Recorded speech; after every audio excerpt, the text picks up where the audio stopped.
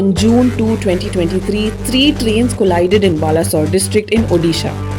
The accident occurred around 7 pm when Coromandel Express, a passenger train, collided with a stationary goods train near Bahanaga Bazar railway station on the Howrah Chennai main line.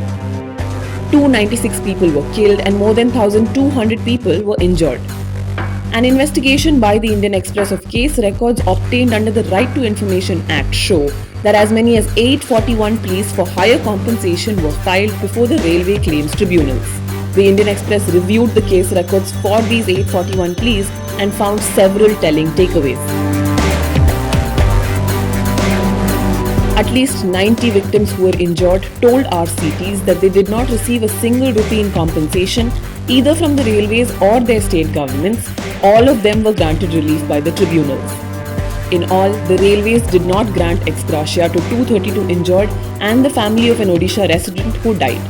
Of the 297 deceased, 27 dead bodies could not be identified.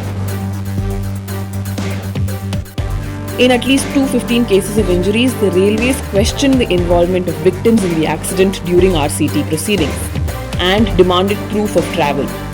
The RCT records also lay bare how many of the injured were asked by the railways to prove that they were indeed in one of the trains involved.